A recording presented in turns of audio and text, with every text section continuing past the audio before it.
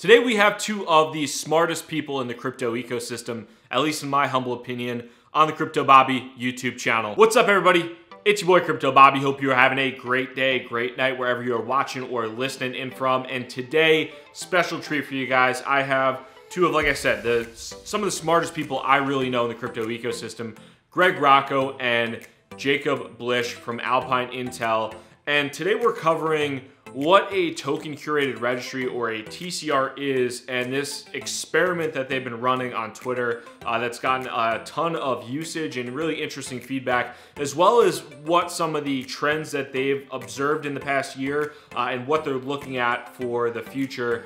This was a ton of fun to record. I think you guys are going to love this episode. I've had Greg on the channel previously when we had an episode with Travis Kling, who is a crypto fund manager, and that was probably one of the best received episodes we've ever had. So really enjoyed filming this one. You guys are going to love it. Let's hop into it. Sure. Yeah, my name is Rocco. Usually go by Rocco. Yeah, thanks for having me on again. Basically, wrote for a couple of publications in the space, worked with a couple of projects on communication strategy, mechanism design, and eventually joined Jake down there at Token Foundry over at Consensus, and now on a team called Alpine over at Consensus. Yeah, I dragged Rocco after meeting him at a networking event over to Consensus, and came from JP Morgan, decided I didn't like banking, wanted to YOLO into blockchain, and serendipitously the market crashed. Perfect timing on my part, beginning of last year. But we were part of the Token Foundry team, and we've transitioned to a new team called Alpine that we formed, which deals with basically building out marketplaces and systems. So effectively video game design, but for real life. Maybe there's tokens, sometimes there's not. Awesome. Yeah, appreciate the intro, guys. And for anybody listening right now, I think I said this in the last time when Rocco was on here, but Greg and Jake were, probably two of the guys that got me, definitely helped me out quite a bit in the New York scene when I think it was when things were really blowing up in like mid 2017, when Jake was still slaving away at JP Morgan and Rocco was writing for 75,000 publications. So good to obviously have you guys on. But one of the things I think that has been something on Twitter in the past probably a week or so that a lot of people are looking at and like, what the hell is this Let's Party TCR thing? You guys are working on something called TCR Party that we'll dive into. But first, TCR stands for Token Curated Registry. And for anybody who's not familiar, what the hell is a Token Curated Registry? Yeah. Oh, go ahead. Yeah, no, I was going to say, I always like using the example of thinking about if the Princeton Review's top 100 colleges were curated by a bunch of token holders instead of a specialized unit. But it kind of a base analogy I try to kind of use. But Jake, I'm not sure if you got a different analogy too. Yeah, it's just a list that a group of people decide what does or does not stay on said list. And generally that's happens through voting with tokens.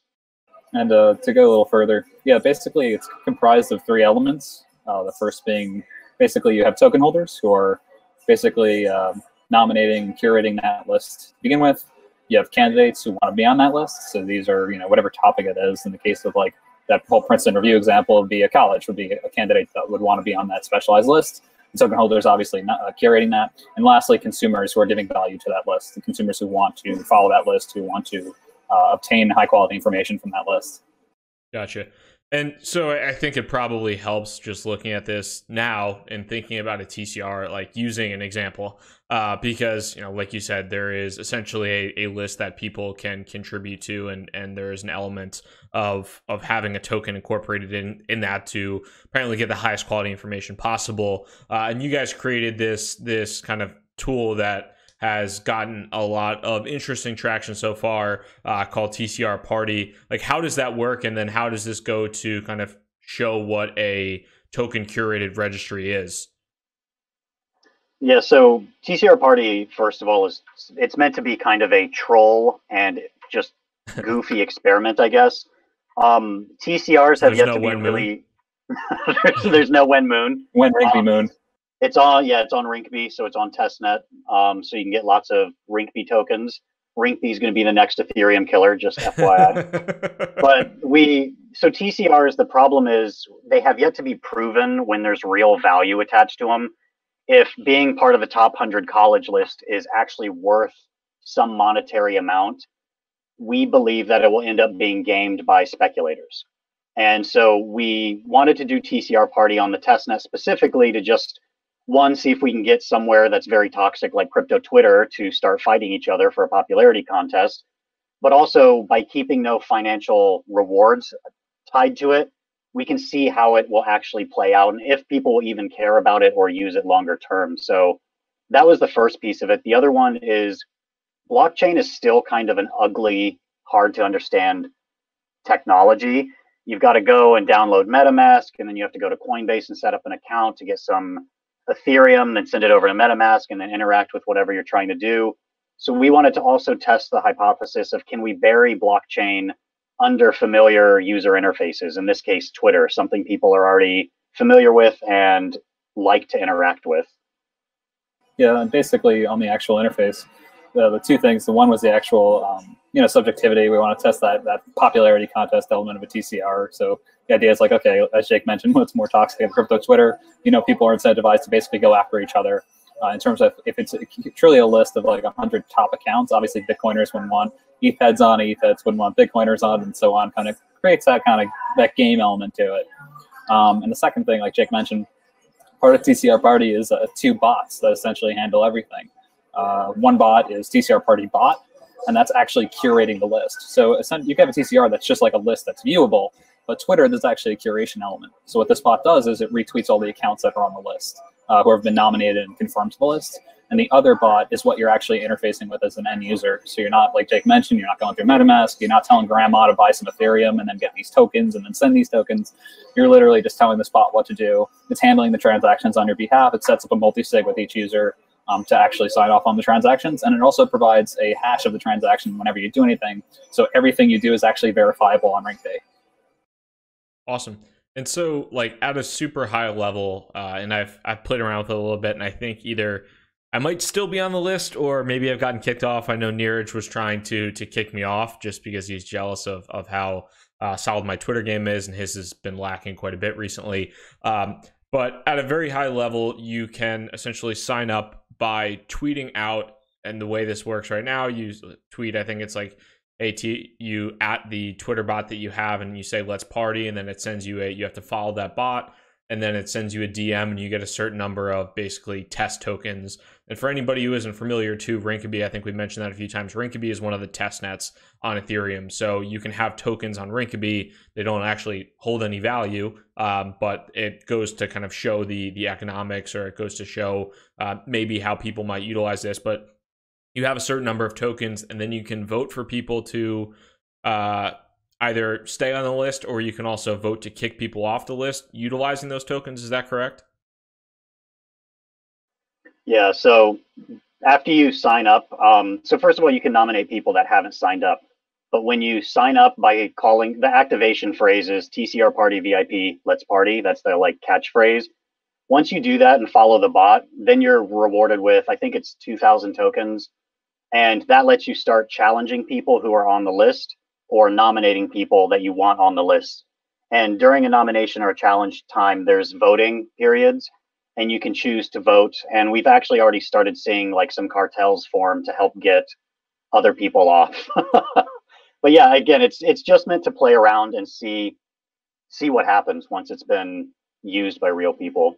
Yeah, and also part of the process is whenever you're challenging or nominating or voting, your tokens are actually being locked up, and you can lose them. So if you nominate someone that's challenged and kicked off, you lose those tokens that you nominated with. If you vote on the wrong side, if you vote on the right side, there's like penalties and gains also. There's a little bit of risk and reward there. Obviously, the one thing we haven't tested yet are the economic assumptions because it's on the testnet, but it's still been fun to play around with because there's still a gamification element. And to kind of keep continuing the party, so to speak, let it keep going. There's actually a faucet that people can hit every day to get, I think, 100 tokens, where a nomination and challenge costs about 500, but you could vote with as little as 50. Awesome. And we've also learned a lot of things from this. We broke the first iteration of the bot because one of the test nets went down, so we had to redeploy on Rinkeby. We also broke the Twitter API. We had another user find a bug in the faucet, so he spammed 30,000 tokens for himself and became a whale god and was just challenging everyone off the list. So it also, something else we learned over the past year that has been really interesting to see with this is you actually can't just YOLO launch a network 99% of the time. It's going to take iterations. It's, again, I use video games as the analogy. You're going to have to balance certain things as people play around in the environment, as we've already had to do, I think, 3 or 4 times, just to make sure the bot doesn't just straight break and become no fun to play. Yeah, and like with that, to go with those examples, it was actually a bit of a it was a fun mess, so to speak, because it was on the first day of launch. Everyone started playing around with it, and I was with Steve, our lead engineer, who put the thing together, and we were originally on Robston, which is it's a proof of work test net, and one of the largest miners on Robston decided that they were out about 3 hours into launch, so the timing couldn't have been better. And then Steve was actually about to show up to where we were working with one of his old computers to try to save Robston and start mining it, literally, so we can keep getting blocks moving forward. But then we realized we should just deploy to Rinkeby just to keep the thing moving. But the problem was when we redeployed to Rinkeby, the entire list reset. But thankfully, like, it got traction again, which was good. And then an hour after getting onto Rinkeby and redeploying, Twitter got rid of our API write access. So like, just we're beholden to the forces that we've built on, both centralized and decentralized. And we lost our write access because the challenge bot used to tweet out who was challenging who and actually mention them as like kind of a viral mechanism to get people interested. Because even if you weren't signed up for the actual thing, you could be mentioned and kind of notified of this thing going on, which would incentivize you and be like, oh, let me check this out. So then they'd say, like, for Twitter? Yeah, you can't. Apparently, you know, the spam filters have figured out that you can't just keep mentioning people with a bot, or else it kind of screws up. Which is kind of where we added other elements like. So now, instead of challenges and nominations and voting all being done through the actual DM with the bot, you can do it publicly as well to like flame people. So if you want someone to know that you're challenging them, you can do it like in a public tweet, like at TCR Party VIP challenge whoever, and mention them to like get them going. For sure. And like looking at how things have gone, it's been a week or so, I think, since it launched. What have you guys learned, I guess, with the process of creating this TCR Party? Has it taught you anything in particular about token curated registries, about like the crypto incentive ecosystems as a whole? Like, what's been kind of the biggest takeaway so far for you guys? The biggest one for me personally is it's kind of interesting to see people actually adding or attributing value to these tokens. They have no financial value, but they're starting to become almost a psychological value where people are making sure to hit the faucet so that they can grab those extra 100 tokens so they can continue partying. And that's just been, it's been really fascinating because some of the Telegram groups we're in, people are like, oh my God, I got to make sure I get my things. Oh my God, save me. I'm being voted off the list. It's just been surprising. I didn't think people would react. And it's almost becoming more like a video game in that mentality of like needing to accumulate points and stay active in the party. And from my end, it's definitely people love games. We've seen this with Satoshi's Place. We've seen this with all the other small games that have come out to like get people up and running with whatever it is. In Satoshi's Place, it was Lightning. In this case, it's like seeing if we could abstract that through Twitter. And the other thing I saw, besides the gamification getting a lot of people involved, people that you think would never ever interact with. It's kind of a DApp. It's kind of not. It's kind of central. I mean, obviously there's a centralization trade-off with it, but people you think would never interact with anything blockchain or token related are still doing that by proxy through TCR Party. So seeing people who would never interact with these applications actually doing it because it's hidden behind a game and Twitter's bots. For sure. And looking at this in like a big picture with TCR Party and kind of giving the intro into token curated registries, for anybody who's like watching or listening right now, what are, because this is kind of like, this is really almost like a test for you guys. There really isn't any economic value tied to these. You're just kind of trying to understand a little bit on human behavior, a little bit on incentive mechanisms, how this stuff might actually play out in the real world. What projects are building token curated registries, or what projects already have some element of a TCR, and how is this kind of helping you maybe learn about how either those are going to be successful or not so successful? Can you talk a little bit about that? Yeah, one of the projects that's live now is AdChain, and I believe Foam is getting ready. If I don't know if Foam has launched theirs yet. Foam is launched, and actually it's gotten a lot of activity recently. Foam is, I think, a couple of thousand points of interest now from people staking on those points on their TCR. Yeah, and one of the things that kind of led us to want to test TCR Party is AdChain doesn't have a lot of user engagement, and we wanted to test that hypothesis. Is it because people don't know what the hell TCRs are? The UI is bad? No, we didn't know. And one of the things with seeing this is that TCRs actually can draw interest and be useful. And I'm wondering, or we are wondering, if it's more of an educational issue. Because part of what we're starting to ideate on in the future of TCR Party is, can we actually use this as an education mechanism to slowly inform people about blockchain using something they're familiar with, which is Twitter. And then eventually, one of the ideas we talk about is, if we ever did a mainnet deployment, is allowing people to pull the tokens into their own wallet when they're ready. Because right now it's managed in a multi-sig wallet. The bot handles that on your behalf and acts as a proxy. But longer term, why can't I control my own tokens? And you should be able to. Yeah, and it becomes hard to test economic assumptions simply because there are costs associated with you having a mainnet launch. We've been ideating recently on how to launch something on mainnet, because we eventually hope to do that, because it'd be kind of fun to like test more assumptions on top of just being on the testnet. Because part of it is when the bot actually makes all the transactions, we're handling all the rank B testnet ETH in the background and taking care of the gas costs or whatever else is necessary to actually move everything forward. Yeah, it'll be funny if you guys actually are able to, to launch it on mainnet, if how that plays out from a TCR perspective, and then also kind of if there's a certain value to the tokens, or people assign a value to the tokens. Like, one of the things that was kind of it was a bright and shining star for about 2 days, but the ETH Trader donuts, where they were pretty popular for a couple of days. I think it was on Uniswap. We had it on AirSwap for a little bit. There were, it was on a bunch of the decentralized exchanges, and people were, assigning value to basically karma from Reddit's from ETH Trader on Reddit, and actually trading real ETH for it, which was pretty hilarious to see. And then that experiment blew up when people actually realized, oh, you can pretty easily game a lot of these systems, and the incentives aren't aligned, and we actually didn't mean to do this. So it'll be pretty interesting if you guys are able to launch that on mainnet, and people actually assign real economic value to the tokens. Well, and that's one of the biggest concerns I touched on earlier with TCRs is, right now everyone's doing it for the funsies, or kind of the social karma of being on this Twitter list. As soon as you introduce financial value, the whole other group that's not interacting with this right now, that are the speculators that want to game the system for financial gain, all of a sudden they're going to be now interested and incentivized to participate. And that's not wrong, but it suddenly changes the whole dynamic of how the TCR is currently being managed. Because again, we joke about this all the time, that a TCR would be really valuable as like a summer playlist between friends, low stakes, because if someone rips off my song and puts theirs on, it's not really a big deal.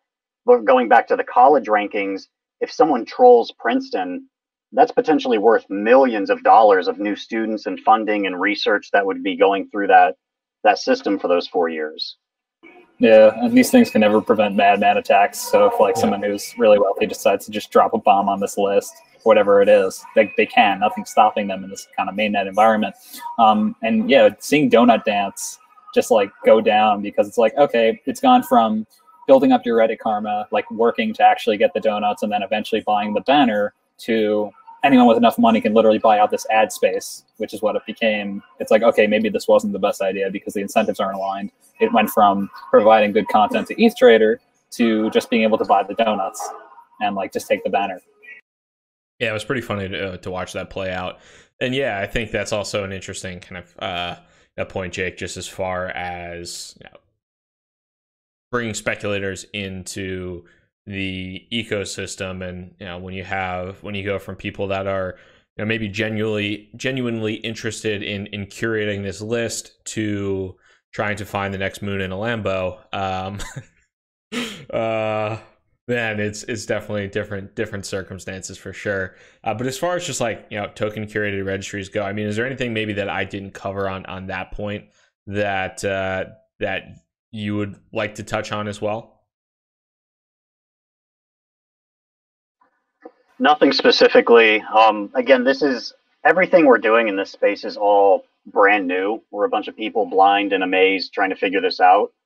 And I just want to see if there is value there. We've actually talked about putting some other games with, we don't want to be Ethereum dogmatic. We want to be blockchain agnostic, meaning we want to test these primitives or these concepts on other blockchains. Rocco actually has been toying with an idea of doing like a Flappy Bird clone, but on the Lightning Network, where every time you flap, it adds a point to your score, just like Flappy Bird. But then if you want to post your high score, you would have to pay those Satoshis. And then at the end of some time period, there'd be like a lottery, or the top 3 accounts would get the reward pool out of the Satoshis. Again, nothing like you're not going to get rich off of it, but just testing, can you hide certain pieces of blockchain and make it interactive and fun? Yeah, and I got upset because I just saw that someone posted on Twitter. It was like a really crappy version of what I was thinking of. I think they did it on, Craig Wright Bitcoin flavor.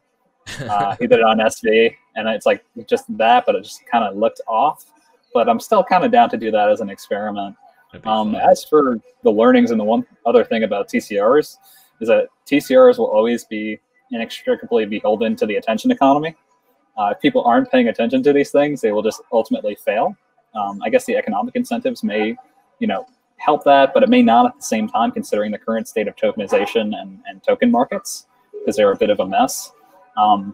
You can have issues of registry poisoning, where it's like, you have someone on this list who just degrades in quality over time, and there might not be enough people like paying attention to the actual list to do anything about it. And that's a big problem, is like, okay, the reason why we started with Twitter, even with this experiment, is people are always on Twitter in this space. There's always a million people checking their Twitter every day, and that bot is just in their face. Because if you follow the bot too, you're seeing who's being retweeted. And the second that something crappy comes up on that list, you're hyper aware of it because it's already integrated into something you're doing daily. It's not this list that you're checking for a specific function. It's a list that's just integrated in this daily activity, which kind of keeps the attention there, which is why Twitter is such an interesting tool to actually test this primitive. The other thing off that is curation fatigue. This one hasn't been tested, but right now everyone's playing with it. They want to be on the list because it's popularity, but let's go out 2, 3, 4, 5 months. Do people want to continuously curate a list? Because my hypothesis, or what I argue, is that most people don't want to do that. We're all kind of lazy. We'd rather someone spoon feed us the answers to things, or do the hard work of aggregating for us. And if someone's willing to do that aggregation and I like the aggregation, then I'd be more than happy to reward them with my attention or tokens or whatever the mechanism is. But I still question long-term if you can have a publicly curated list, because I think it's going to end up defaulting to a very select few that actually care the most about putting in the hard work. Yeah, I think it's really interesting to think about too, and trying to come up with like an accurate comparison almost. But it's like you have like a top 10 restaurant list in the world, or like a top 50 restaurant list in the world, and that gets curated. Like, how many times does somebody kind of think about that? It's probably once a year, once every other few years. Whereas if you are just like leaving reviews on specific restaurants, you have those Yelp psychos that leave like a review on every single freaking restaurant that they go to eat at. But that's not really a token. That's not like really a TCR. That's just kind of that's kind of just an individualized review for one specific place. But I think that's a good point, because I can kind of see in some cases now with TCR Party, like, it takes a few weeks or a few months or whatever it might be for people to, if it catches on, for people to like be like, okay, this is like a pretty good list of the people that we want on this. And then, maybe the interest fades away because there's either the incentives aren't there for people to continually curate that list or whatever it might be. But outside of TCRs, you guys have worked in the crypto space, at least in the crypto space for quite a while, formally and informally. And I know you both do a ton of just research, and have always done a ton of research. Looking at just like the trends in the cryptocurrency world in the past year, I'll pose this question to both of you, and we'll start off with Greg. You can start off with this one, but what trend in cryptocurrency has impressed you the most in the past year? Like, what has been maybe the most pleasant surprise as far as just the cryptocurrency ecosystem has been for you in the past year? I guess beside the Kobe Bryant Justin Sun collaboration, TRX Moon, baby. I think protocol. Don't forget Larry King and Gear Blockchain. Oh, that was the absolute worst. That's another story. Basically, I think the one thing that's been on my mind recently has been, I guess, protocol aggregation protocol aggregation to form meaningful applications. So thinking about Veil, the application that's building on top of Augur and 0x. So it's essentially providing an excellent front end for people wishing to participate in Augur markets, and then using 0x to trade derivatives off those markets. And it's just basically abstracting those two protocols in a meaningful way and providing this excellent looking front end for people to actually use, creating usable products on top of these protocols. We had our fun with all these protocols doing a million different things, but now it's time to see these kinds of applications that are kind of combining them and providing value on top of them in a meaningful way. And I think Veil really hits the mark for me, and it's something I'm paying attention to closely right now. Cool. Yeah, so I think Veil's fascinating. I agree with Rocco on that one. And it's hitting on the theme of just abstracting away. Most people that use the internet, they go to Facebook or Google to watch cat videos, see what their friends are up to. They know it's connected by a series of tubes called the internet. They don't care. And I think blockchain is going to be the same. But what I really think is the most interesting is it's the levels or the degrees. You know, a lot of blockchain hotheads a year ago were, you're either blockchain or not, and that's all there could be. Total control or no control. But I'm starting to see more of a spectrum where if you want total control, control your private keys, you send the money, well, that absolute control and privacy comes with risks. If you send it to the wrong address, you lose your money. There's no refunds. There's no credit card chargebacks. The exchange owner does. The exchange owner dies. Or runs off to India and maybe eats some bad food and is actually in Malaysia. Who knows? I don't know. Hanging out with Tupac somewhere. Yes. But that comes with a cost. But then if you're willing to say, well, listen, if someone like Veil is taking away the pain points of a 26-day settlement time for Augur in exchange for a 1% fee, I can make that choice. Kind of like gender is no longer just binary. It's a spectrum of attributes. I think blockchain is going to be the same thing. You can have no trigger control. Some people with that one. I'm a gendered nonconformist. But I think it's going to be this idea where if you want to go absolute maximum privacy and security and control, you can have it with the risks that are entailed. But if you're willing to give up some of that control, maybe you're allowed insurance policies or refunds or chargebacks or whatever it is. You don't have to deal with an ugly private key and you can sign in with your email address instead. That's the thing I'm starting to see slowly transition where it doesn't have to be this absolute. And I really like that. Yeah, and you have basically this transition from centralization, if you'd like to, because there's still meaningful services, to meaningful decentralization. So it's just decentralized enough to give you that enough control, but still centralized to provide a good experience, or the full blockchain, full self-sovereign experience. Never go full blockchain. I have my cold wallet, you know, my brain wallet that I will die with, kind of thing. Oh God. And so on the complete opposite end of the spectrum, what were you really excited about last year, maybe at this point in time, or just excited about in the past in regards to cryptocurrency that you've either kind of totally lost faith in, or just think has not panned out like you thought it would? Maybe we can start with you, Greg. Oh man, it's definitely something I have to think about. Besides your and my R-Chain bags, we're going to exclude that from we're going to exclude ROHC from the equation here. No, I actually no. That's a good point. And hold that rock all the way to the bottom, baby. Yeah, I suffered. Full disclosure, yeah, I suffered tremendously on that. But I thought the co-op itself was a very interesting experiment in social governance. Turns out it ended up being a crap show, and bad management of funding. It's a shame, really, because it looked to be meaningful. It looked kind of nice, you know.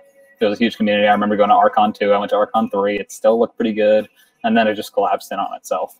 And it's really unfortunate to kind of see that. I've kind of just ignored it. I kind of closed the book on that, you know, after that chapter, and now I've just moved on to whatever. If you bury your head in the sand enough, when you think about how much money you lost on Archain, it doesn't hurt as bad. Yeah, actually, it still hurts, but it's fun to just laugh about it and cry when no one's looking. I've been, I guess, not surprised, but I guess a little disappointed with how hilariously mismanaged some of these teams have been with their financials. You know, just taking not just Archain, but just so many projects raising so much money and then just kind of pulling a fire festival and being, I don't know what happened. $35 million is just gone. Sorry, guys. Like, no, they can't even account for it. It's just gone. And it's just hilarious. And then the other one is seeing some projects spin up that are just like, oh yeah, we're the same as you, but no token. I'll call out Uniswap as a perfect example.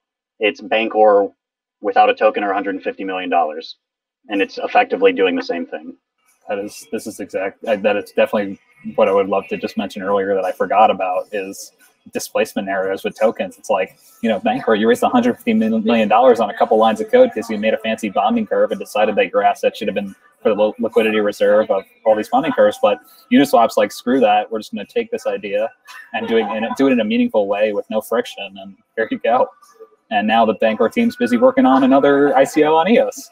So yeah, that's I think that's a good point. It's really interesting too when you look at there's and you guys have spent, I think, a ton of time, probably more so than 99% of people, looking at tokens, the necessity of tokens, where they might be required or where they might actually have value, accrue value, things like that. But looking at the kind of how the market is developed, I think, you know, there was a lot of hope, there was a lot of hype, and some of it seemed to make sense potentially at the time, where some of it was just good ideas wrapped in tokens, whatever it might be. But now you're starting to see, you know, certain projects like kind of either transition from whether maybe it was initially, you know, capturing fees, and now it's, you know, these are governance tokens. And what have you thought just in particular about like how some projects might be like moving from kind of transitioning how their token economics or just the incentive models behind their tokens have worked? Has that been something you've been keeping an eye on? Is that something that's interesting to you guys? There still aren't a ton of projects that have, which is really sad, that have actually made it to mainnet with users in the original way that they scoped. I mean, I got to be careful, but as much as I love Gnosis, they've built everything except their prediction market. And what they've built is awesome. Their wallet's arguably one of the best. The Dutch X exchange is beautiful. But outside of them, Augur and a few others, it's just interesting to see either nothing or some of these projects are actually even starting to do refunds and like buybacks. Was it Co-Founded, I think, did a buyback and is converting it to a security token, which I think is big of them. Economy too, I think. Or I think Co-Founded might just be saying we're out, and I think Economy is the one that's converting it to Creative. A Yeah, Co-Founded did the creative destruction thing. They're one of my futility tokens. Which, you know, going to your point, it's a good idea wrapped in a token. It's just interesting to see the psychology changing. Now that you can't just throw spaghetti on the wall and make $50 million, it's and the next big thing is obviously going to be you guys over at AirSwap working with security tokens. Yeah. I'm super interested to see that. But even that, if you're pragmatic about it, it's going to take, what, 2 to 3 more years before you have to get the issuance, you have to get the regulatory clearance, then you have to get the trading systems up, you have to handle all the KYC. It's not just going to happen. And then you've got to get people to build trust in it as well. Yeah, I think just even looking at like the space in general, one of the things that's been interesting is just like how long things really do take, and how little patience that people have. Like even like going to the example of Augur and Veil, like when Augur came out, like people are, I think, were really excited and like thought, okay, like this has been something that's been worked on for like 3, maybe even I think it was like 4+ years, and it had like very little traction initially. On the first day, it had very little traction. It even faded more so, and now it's kind of slowly picking up some steam. And you're seeing that, I think, with a lot of these other like just quote unquote dApps or whatever they might be, or just anything that has some like involvement with blockchain technology or cryptocurrencies. Like it just takes like 5 times longer than people either were pitching or anticipated. Yeah, people want 4K TVs in the time of like, you know, tube televisions. Yeah. And that's the thing. Like Auger's taken multiple years to build a maker that everyone's excited about. That's also taken multiple years. Yeah. And people want delivery within a couple of months. And to touch on what we were talking about just a little earlier, problem is even the teams that ship these things, a team member of ours put out a post talking about token models as water wheels. And I think it's a fascinating analogy because all these token models, one of their biggest critical assumptions is demand, is sufficient demand. And a lot of all their magical math formulas, they all assume this sufficient demand function, that there's going to be people lining up to use this product. And his whole thing is, you know, you've built this incredible water wheel. It looks great. It's going to work so well in an area with no water to actually move the damn thing. So the problem is two-pronged. It's this multi-year delivery time. So Auger's finally launched, and the reporters are working as intended, makers working, they're having their votes. There's a bunch of money locked up in CDPs. It took multiple years, and it's also going to take a lot of demands to actually move the needle. Yeah. And one of the things I want to mention is, traditional startup 101 theory says don't just field of dreams it. Don't build it and hope to God people come. You have to go out, do customer development, talk to people, build a widget, go back to your customers. Do you like it? Do you hate it? Let's iterate, build it a little more, get some more customers. And that kind of got forgotten with the heyday of a white paper and $50 million, understandably. But that's one of the things that I'm glad to see starting to happen. And it sucks that it came about with people losing money and people getting fired. But again, I'm of the belief that networks need to be incubated, and they're going to start centrally controlled. Even TCR Party, going back to that, we had things we assumed and people broke it. And then we had to step back and fix it and redeploy it. And I think Auger actually got that very right. They had a big red button that they could shut things down until assassination markets came online, and they were like, oh, here's the red button. We don't have it anymore. But they kept control of it long enough for an emergency hatch so they could go in and tweak things until it was sufficiently developed and tested in real life with people that they felt comfortable to actually, let it free, as it were. Yeah, I think those are all pretty interesting points. And it's been, at least for me, it's been like fascinating to watch just the market evolve and the different like narratives at play as well. It's like from last year, not just last year, like last February was a different ball game than it was in July of 2017 and in June of 2017 and things like that, when that was like really like peak. Oh my God, all these tokens are going to be utilized, so thoroughly, and they're all going to, capture incredible economic value and this, that, and the other thing. And then, it's just it's a changing narrative every day. And even with like some of the broader protocols, or like, you have just how the narrative has changed with Bitcoin and how the narrative has changed with Ethereum. Now, Ethereum was the decentralized computer of the world in 2017. And now, it's sure as shit not a decentralized world computer, but now it's DeFi or open finance or whatever anybody wants to call it. And Bitcoin is now kind of firmly looking at the Lightning Network as that point to enable greater adoption, things like that. It's been fun to watch that stuff. As far as anything maybe we didn't cover today too, like, is there anything happening right now with the crypto ecosystem as a whole that you're looking at as a trend to watch in the future? Anything that you really have your eye on that is outside of Veil and looking at the abstraction of some of these protocols? I think that was a really good point. But in addition to that, is there anything that you really have an eye on as far as could be potentially very impactful for the industry in the future, or maybe not so much, but you still have an eye on it? So I have two things that come to mind. The first one is Enterprise they're being a little gun shy because they did a bunch of overpriced POCs that didn't go anywhere, but they were subjected to the same hype as everyone else. They were just, let's throw spaghetti and $5 million at this and see what the hell happens, without understanding where blockchain's useful. So I'm starting to see enterprises be more tactical about their deployment of blockchain initiatives. And I guess I kind of think of it as how the internet formed. It's going to be a bunch of semi-private consortia blockchain networks that are going to form intranets. And eventually they're going to have public chains where they're willing to share information, which became the internet. And then that'll help drive ecosystem growth, because let's face it, enterprises in an up or down economic turn, they have money and they have users. Two of the most important things you need to deploy new technologies. The other thing is Southeast Asia. One of our team members was just recently over there, and it's a little bit like the Wild West, because in terms of infrastructure, they're not as built up. And I'm not talking like China or Japan, but they're just not as built up. So they're willing to test a lot more technologies because they don't have existing infrastructure or regulations to deal with. And what you're seeing is they're just grafting digital currencies, not blockchain currencies, but just digital currencies onto pretty much everything. There's an app over there called Grab that's basically Uber equivalent, but they've grafted on their own currency called Grab Cash, and they act as a one-way ATM. You can literally go into a Grab car, give the driver some of the pesos that you have, and they will deposit it to your account for you to then use somewhere else. And then some of the big malls are using something called Gcash.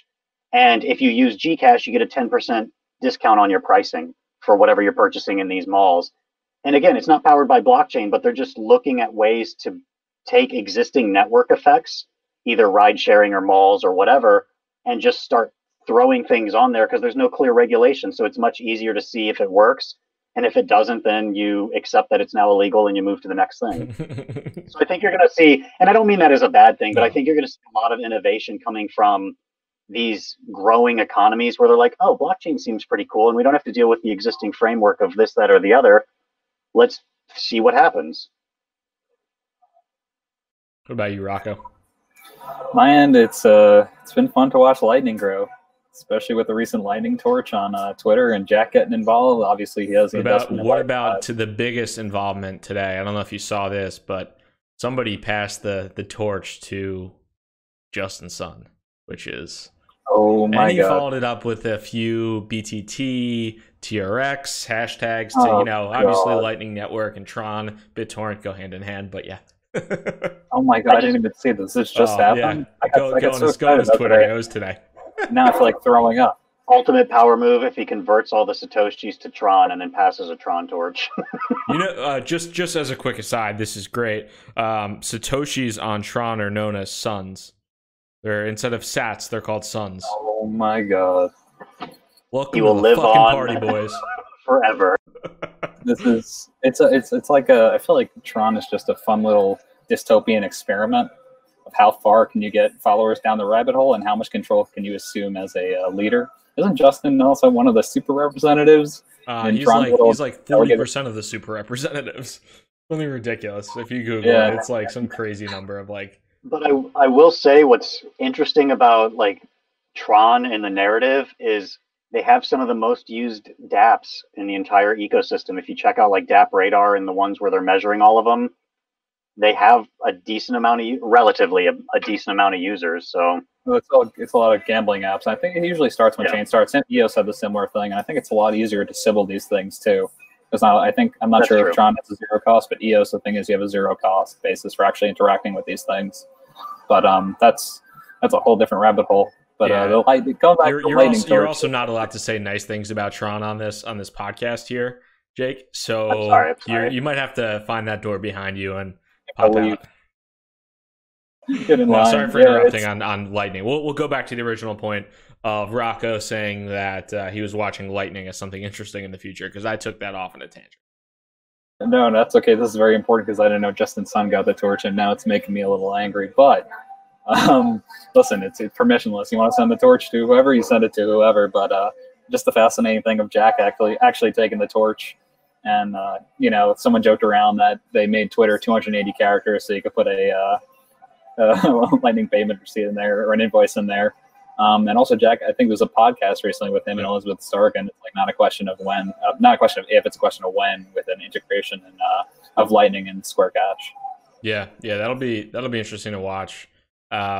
If I mean, if that's the Cash App, and then also too, I mean, if you're looking at retail store or like, I mean, retail or actual like brick and mortar commerce, like if there's anybody equipped to really handle like wide scale distribution for onboarding Bitcoin payments, I mean, it's Square, not even the Cash App, just Square's POS systems and every freaking hipster coffee store in New York. So yeah, that's and obviously a lot of other places as well, but I think that'll be cool to keep an eye on as well.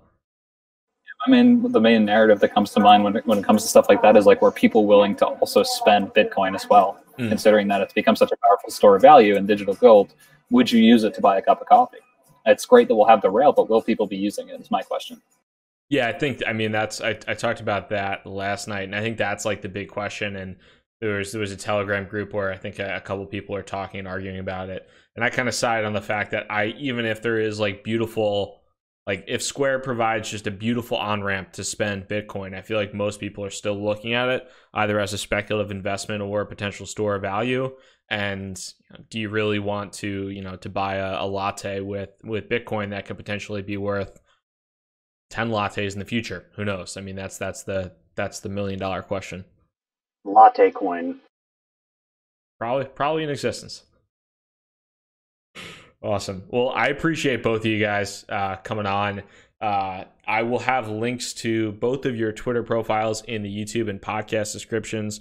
But as far as just what anybody can keep an eye on for what you guys are doing, anywhere where folks can keep an eye on TCR Party and what you guys are doing at Alpine as well? Yeah, our main website is alpineintel.com. And then if you want to follow TCR Party development, it's just tcr.party. And we've got a leaderboard and development updates as we're working on that product. Awesome.